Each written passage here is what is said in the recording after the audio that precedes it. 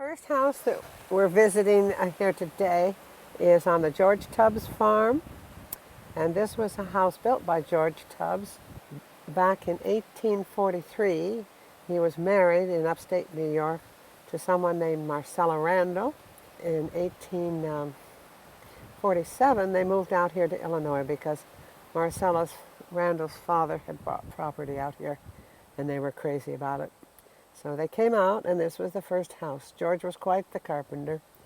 He built this house, and then down the road he built the old home for his parents, Lemuel and Lydia Tubbs, who moved out and brought with them several of the other members of the family.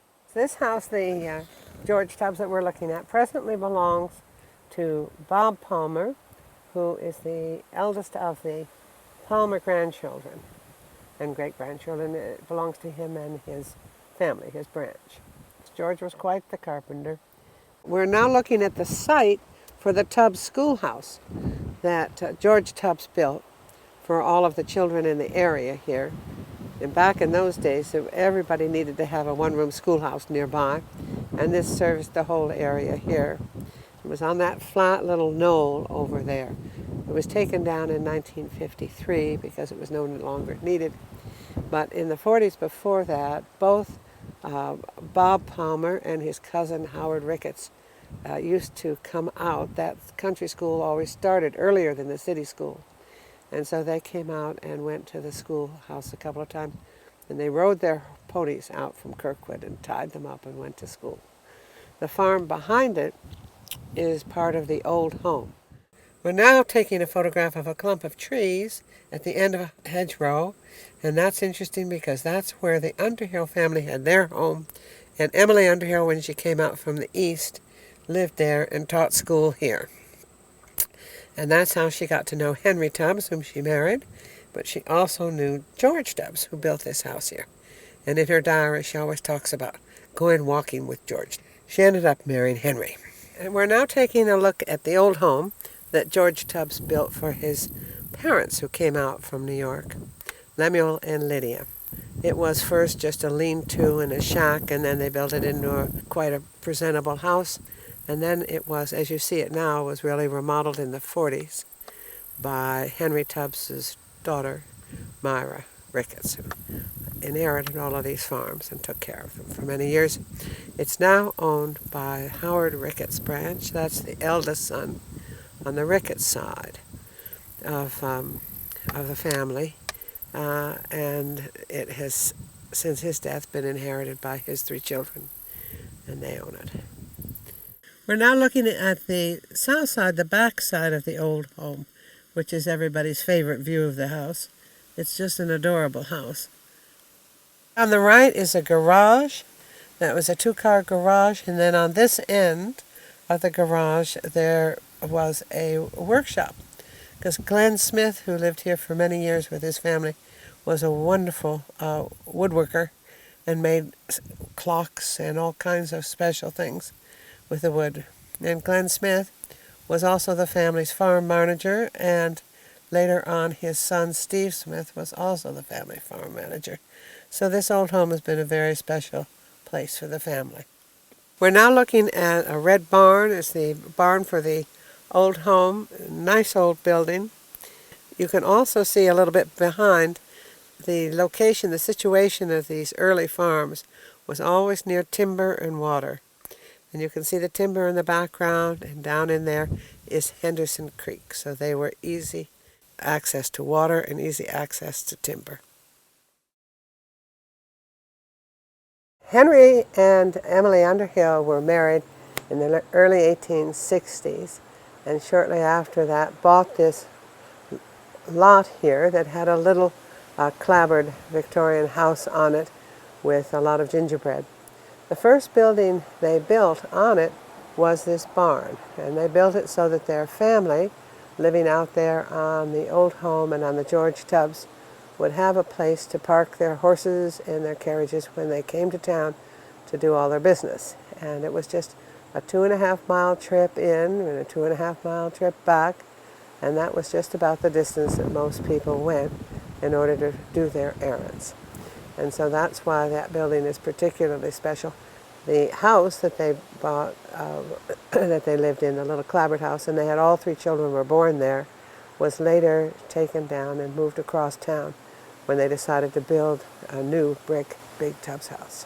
This is a picture of the north side of the Henry Tubbs house, and it was built by Henry and Emily in 1878. It took about 9 months to build. It's built with local materials, brick and stonework from down here on the Mississippi, and brought up on oxen and cart.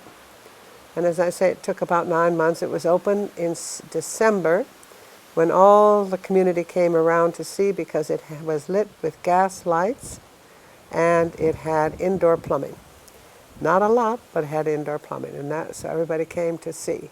Henry Tubbs was quite a businessman and kept wonderful records of everything, and has all of the bills for building this house, and the total was $13,000, which seems like nothing at all today.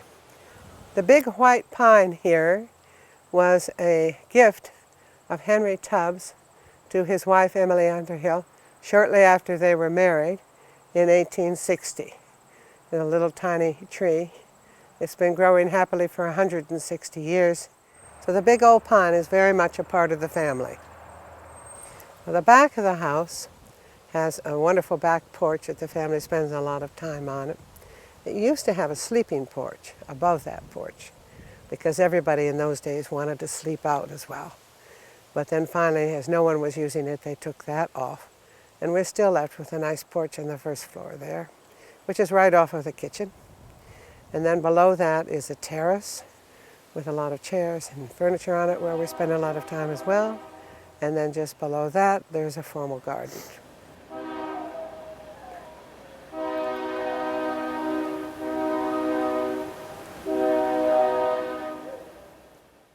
There's a burning bush on the corner. On the corner of the house are some wonderful old yews, and they too are about 100 years old. The landscaping has all been done by the family.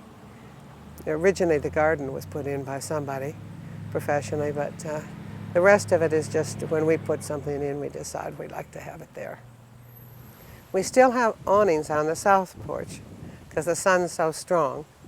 In the old days, there were awnings on all of the porches all the way around the house because the weather was hot and there was no air conditioning, and that was the way people lived.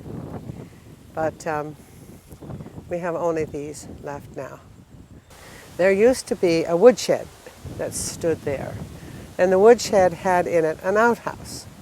And the family, even though the family had indoor plumbing, they used the outhouse in the woodshed, unless it was at night or they were sick. The family had a pasture here for their horses, very close here to the barn, and it runs all the way down to a creek at the bottom.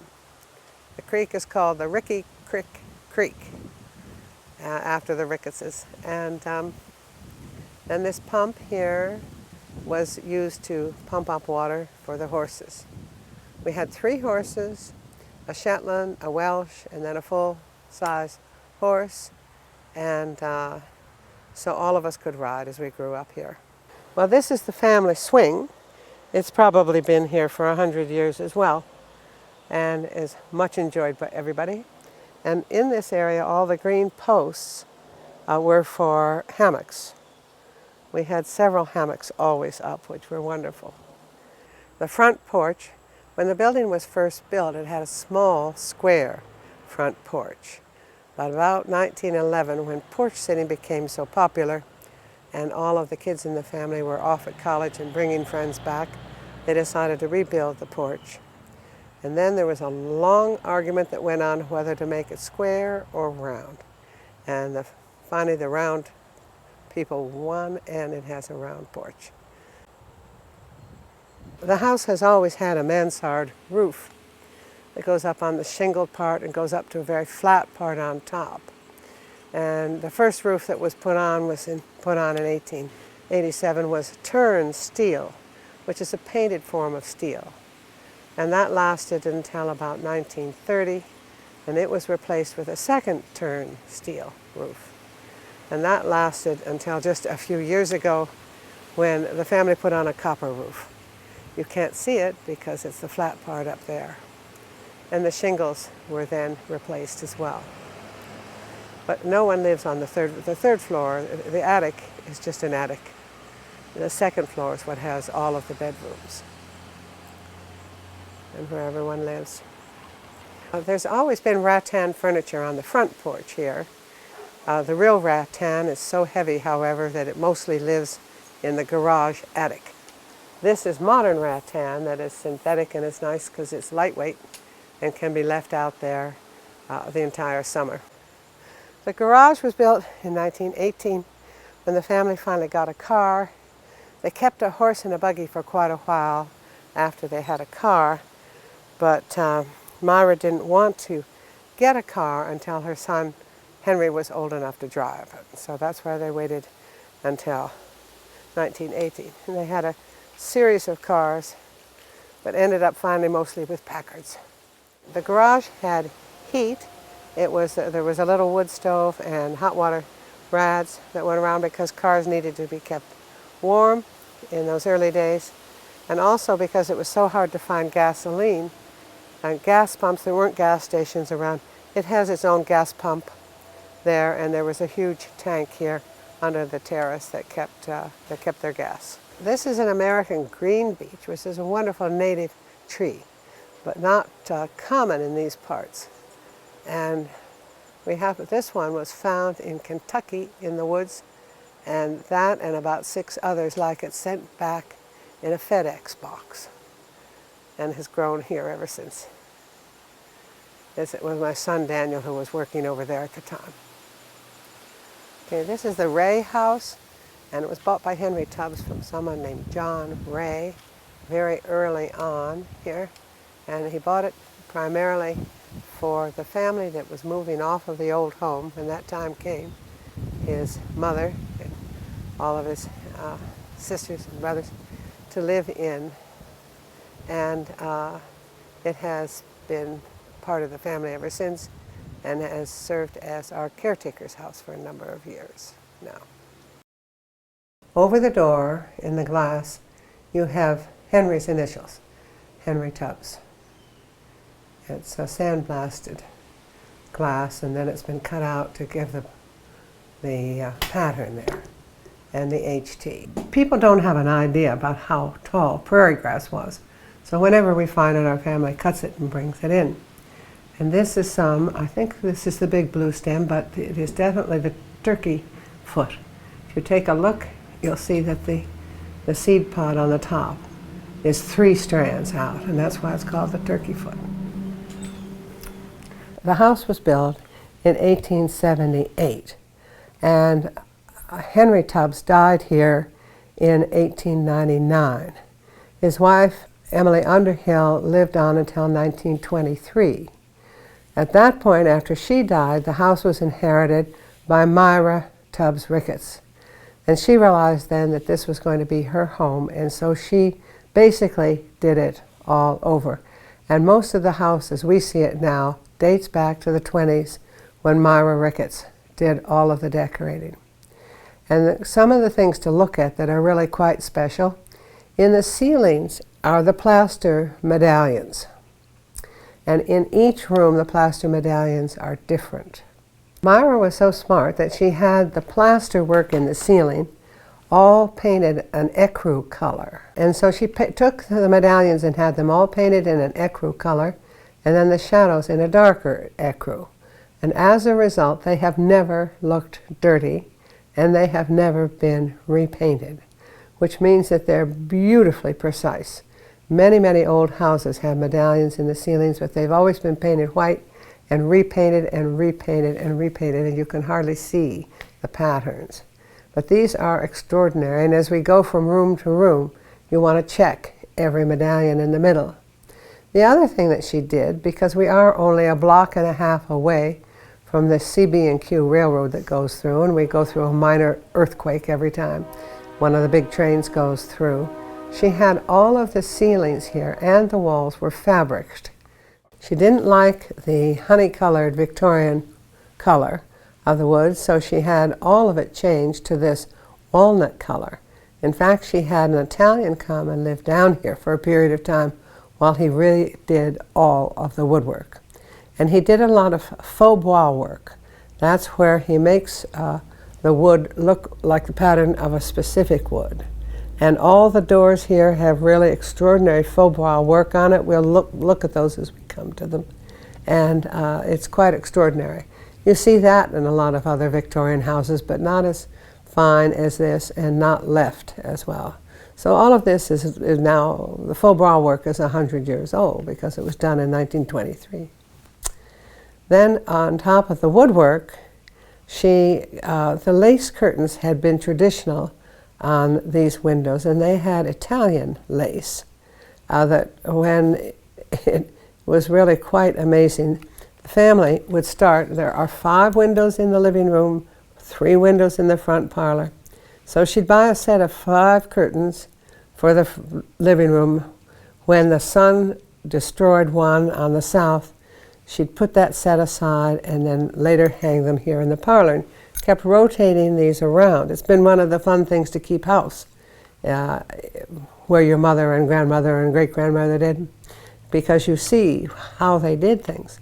And they rotated these curtains around.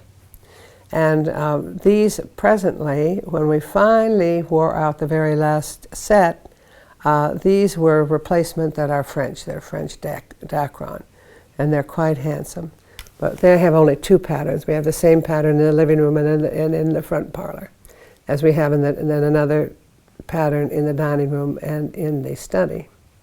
So the lace curtains are all very typical. And then, because Myra had such great taste, she had all of the draperies made, these brown and blue draperies. They're just gorgeous, and they are all Italian Fertuni silk. And they have not been cleaned. Everybody's afraid to do anything to them, but they would just disintegrate at this point. But all of these things are, you'll see, they're throughout the house. So we'll come back to them again. But at any rate, so that's the furnishings. And then she was very fond of Oriental rugs, and so she kept buying more and more Oriental rugs. As you can see, these are fine ones here. But, well, the other thing that is interesting is that throughout the house, she used a lot of Victorian lighting, which tends to be kind of indirect. For instance, on top of the piano, there's a Victorian light that throws the light up to the ceiling. And in these other rooms, we have bookcase lamps. It's all, we'll point them out as we go along. Then, as far as specific things in this room, as far as furniture, the most important piece in this living room, as a matter of fact, in the entire house, is this little rocker. Because this little rocker had been handmade by one of the Tubbses, and in upstate New York when they were still there. And the Tubbses, they lived near Cooperstown, New York, in a little town called Buell, near Fly Creek. And they, in the 1840s, they built a house there that was going to be a tavern and give them a home and an occupation. And on December 10th there, in 1843, they had a home warming for this. And by gum, they overheated the chimney and burned the house down. And this little chair was thrown out of a second-story window. And so far as we know, it's the only thing that survived and from that period. So it's very special. And we're not sure which one of the Tubbses made it. It may well have been Lemuel. But it's a lovely little rocker. So that's prize number 1. And that's a little horsehair, a love seat and chair. And it's perfectly marvelous. If you run your hand across it, it is made out of horsehair, horse tails and mane. And it means it's terribly strong, terribly durable, and has this nice shiny quality. It's just a little uncomfortable to sit on because all the little horsehair bits stick up. This is a picture of Howard Taylor Ricketts, who was Myra's husband. And he was the scientist, the medical scientist, who discovered the rickettsial microorganism. He was working in Montana and discovered the rickettsial microorganism there, and then was quite sure that it also caused typhus, went to Mexico, and contracted the disease and died there. So he's a martyr to the cause. But a very famous one because it's the only one in the natural order that is named after a man. For instance, you have bacteria and you have viruses who are at the same level as the rickettsial microorganism. There was no Dr. Via and no Dr. Bach. So that's a very special portrait. And then right underneath it, when he died in Mexico City, Myra went down by train and was there before he died. And he said to her, when she went and see him, he said, "Oh, Myra, I'm so glad you're here. Now you can take charge." Well, she didn't speak Spanish, didn't know a thing about Mexico City. It was a little difficult. And the next morning when she went to see him, he said, "Oh, Myra, I've been longing to tell you." And she said, now, however, you need to rest." She walked 20 paces away and turned around, and everyone had gathered around and he had died. And she spent all of her life, they were in their 30s then, they were the same age, but she lived until she was 83, and all the time she wondered what it was he wanted to tell her, of course. So there are many, many stories about him, but none of us, of course, knew him because he died in 1910. Here are the living room medallions there. You see they're quite different. The center one's quite different. On the ceiling over in the bay window, we have a plant hook, which was a big Victorian thing. They would hang large plants there. And there's another one in the dining room that we will see that traditionally had an enormous Christmas cactus hanging on it. We don't know what really hung usually from this one. All the lighting fixtures in the house were gas lit, as was special in that period. And one of the things why people came to see the opening of the house in December was the gas lights. And since, of course, then the gas has been disconnected and they have not even been electrified, they are just as they always were, but they don't light anymore. What's rather fascinating is that the glass globes, there are 4 glass globes there. And of course they're quite fragile and breakable. And when one breaks, just like the curtains, then the 3 remaining ones would be boxed and put in the attic and waited to go on another lamp that only has 3 shades. For instance, in the parlor where we first just were, there is a chandelier that has 3 glass globes. And so that's the next one in line. And then in the study, there's a chandelier with 2 glass globes. It's all rather fun. Here we can look, and once again there are Fortuny curtains there, or draperies there, and the French glass curtains. And I think they're just gorgeous, and particularly when you get the light shining through them as they are now. They're beautiful. And behind those, of course, there are shutters. The house has internal shutters throughout on these big Victorian windows.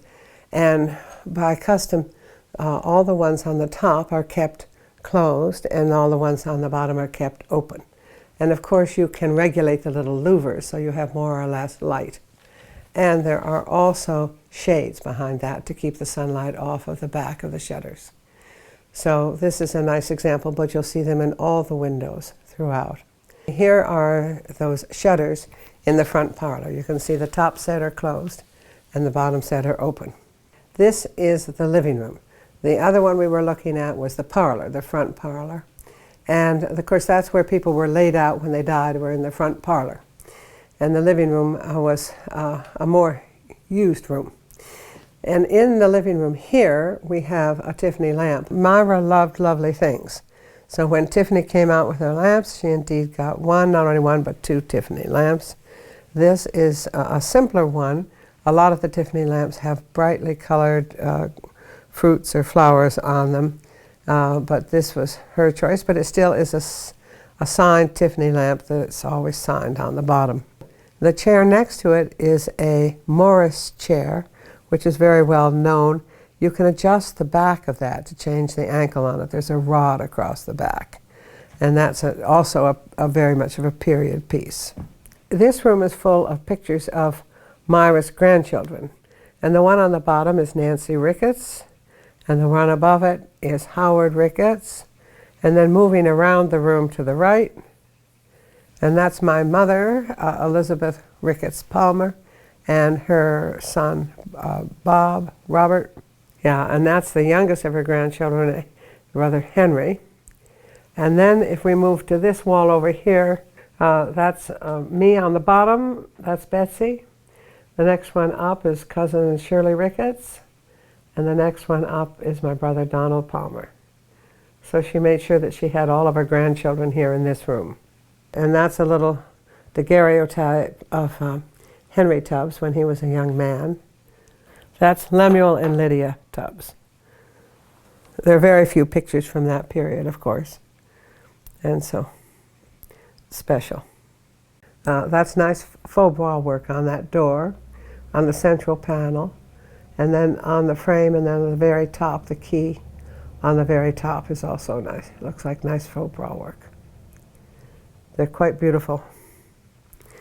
Well, this is the study, or at least we call it the study now. It's also the room where most people, there used to be a horsehair chaise longue here, and most people who were sick stayed here. And in fact, this is where Henry Tubbs died, and where I believe Rolla Tubbs died as well. Here's the medallion in the study. As you can see, it's different. And the gas light here has only 2 shades.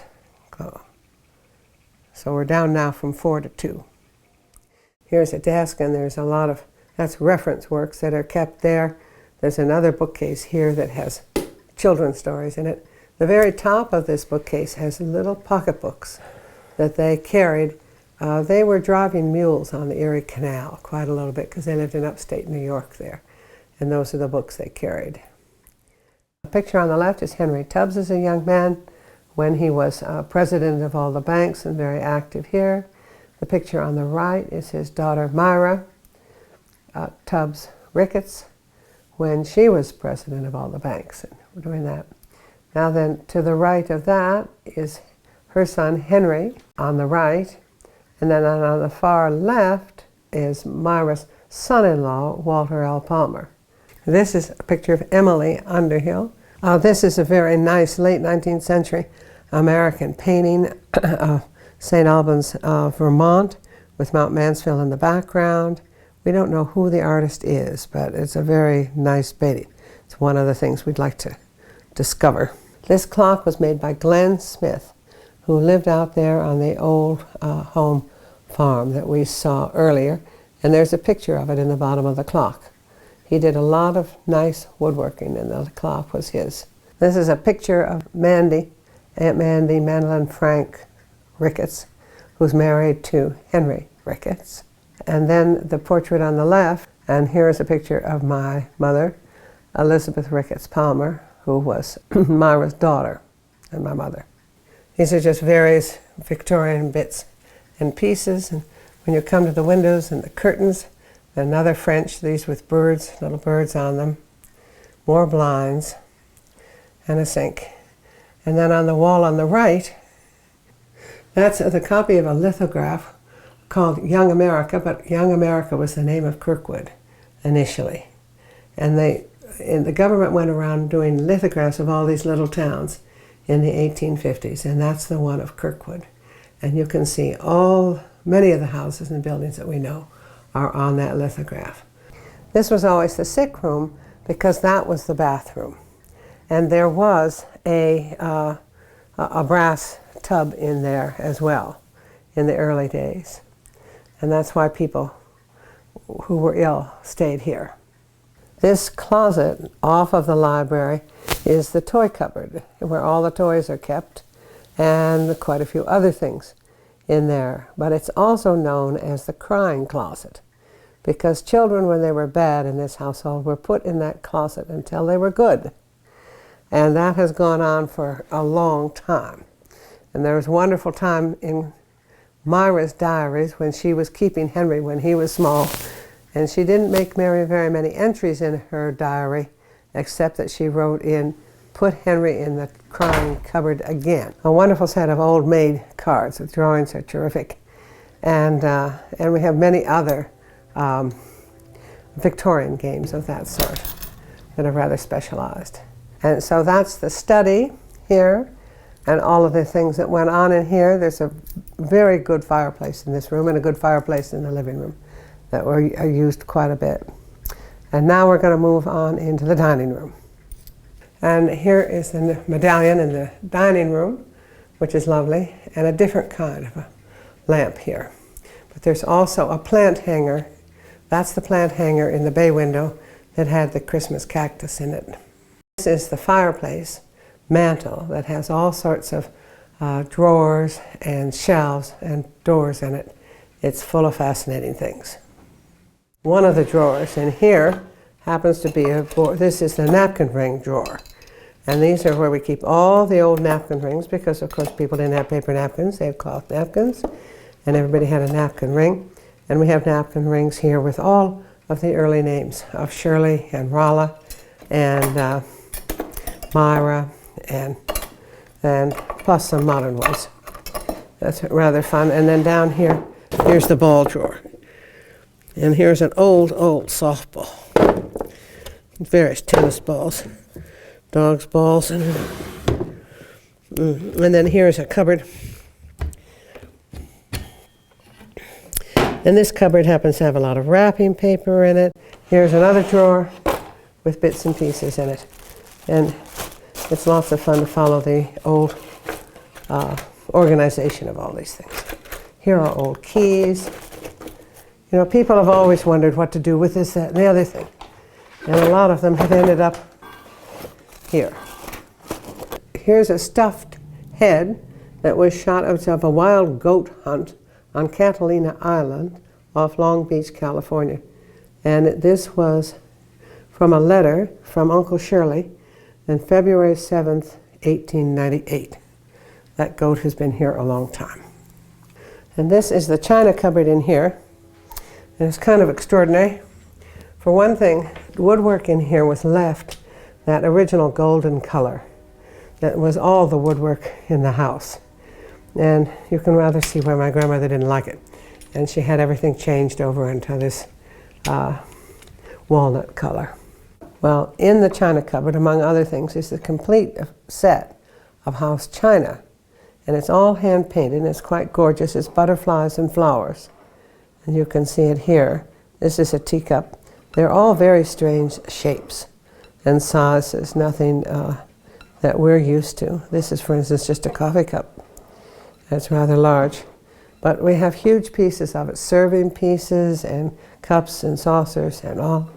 And we also happen to have the receipt from, I think it was 1910 or when they got it. The receipt is for $10, the whole set, which is kind of amazing. And the china cupboard is full of a lot of other surprising treasures, and one of them is this. And it's a little silver toothpick holder that looks like a porcupine. And this has always been a favorite of everybody in the family. And I think if there were one thing that the family would squabble over if they decided to divide up this house, it would be who would get the toothpick porcupine. As you can see, he's quite fine. We're going from the dining room into the kitchen. We're now in the kitchen, and there have been some changes made in the kitchen, but none in recent years. And this, in the early days, there used to be a pantry here, which was just for dishes and washing dishes. And then the main kitchen was over there with the stoves and the cooking part. And that was changed once again when Myra did the house over in the 20s. And it's been the same all years that I've known it. What it has here is a wood stove, if you see the wood stove over there. We're now looking at the wood stove that's been here forever. And it does work, burns wood, and it does cook, and it cooks quite well, but we really haven't used it for years and years. You see the stovepipe, it goes up through the wall and out. As you can see from the white with the ecru trim around that this is Myra's technique of doing things. And so these go all the way back to the 20s. And there is a set of cupboards above that are full of really antique things. And the rest are all quite usable. I shall open them now. There. And this is what we tend to use every day here when we live down here. And we have a lot of wood chopping bowls, and this one is particularly nice with a little chopping bowl and a matching chopper for doing coleslaw or whatever. What's nice about it is it has finger holes on the underside, like that, so you can tip it up and move it around. This bowl is very special.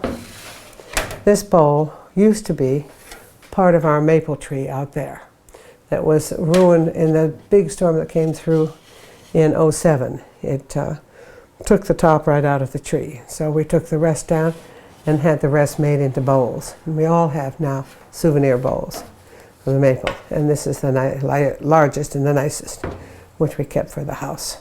And it is kind of interesting because over the years they've tended to warp a little bit. They aren't totally round. And other small things that are of interest. Okay, the other thing that's special is that little chalkboard over there belonged to Shirley Tubbs. That was the youngest son of Henry Tubbs. Okay, now we're going upstairs. Yeah, here's the stairway going up, and when you get to the top, you'll notice there's the coffin niche that all Victorian stairs have, because you can't get a coffin around the corner and out without that coffin niche. This is the guest room. It's always been the guest room, and it has, if you go up here to the medallion in the ceiling, a nice medallion and two nice glass shades. And it too has lace, Dacron lace curtains.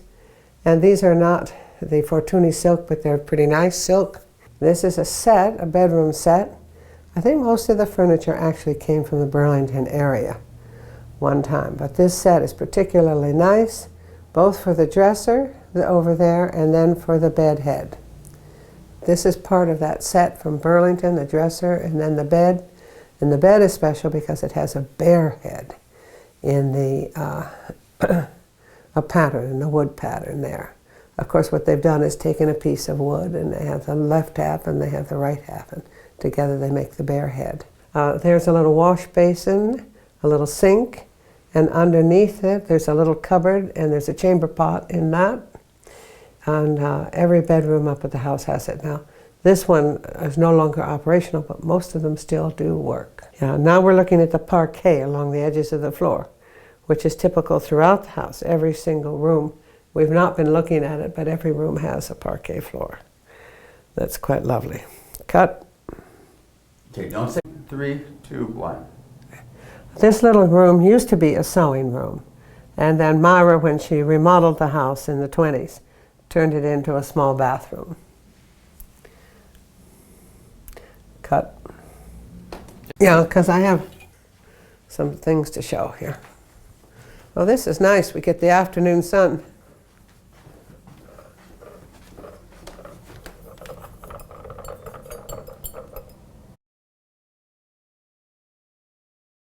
All these rooms used to be somebody else at the time. This used to belong to Nora, who was Uncle Shirley's wife. And she stayed here for quite a while after her husband died. He's the one that died in India. She stayed here, and it too has a medallion. But this medallion was repainted by somebody in recent times, and it's just a glaring example of how dreadful that is. We have to take all the paint off of it. Another nice Victorian piece, a dresser. It doesn't match the bed, but they're both nice pieces. Another nice Victorian piece. And Can we go right into the desk? The 100th celebration of the house, the centennial celebration. This is a picture of my father, Walter L. Palmer, a very well-known physician in internal medicine up at the University of Chicago. And that is a picture taken by Karsh from Ottawa. In order to have your picture taken by Karsh, you have to apply. And you have to be of certain stature. Karsh is a very famous photographer, and one of the reasons why he's taken pictures of a lot of famous people like that have applied, but most of them are bald. He had an English secretary who said that she was tired of sending out photographs that had a curtain hanging off of his ear. And what Karsh is able to do is to give them hair magically, just with the lighting. It's extraordinary. And so he's done Picasso, and he's done, all the famous big guys. And so it was funny, so when they applied, they decided that he was big enough, and Karsh came down from Ottawa with his camera. And actually went through the entire house and picked out the tie he would wear and the chair he'd sit in, and exactly everything. And my father, it's a wonderful picture of my father because he was so amused watching this fellow, the way he worked. We have a lot of historic things around that are fascinating, including toys. And this is a kaleidoscope here, a glass one, and this one dates as one of the original ones from 1865. And the little pieces in here are not plastic, they're glass. And then what you were supposed to do here with this wire is put a candle here. And it was the candle light that shone through the glass.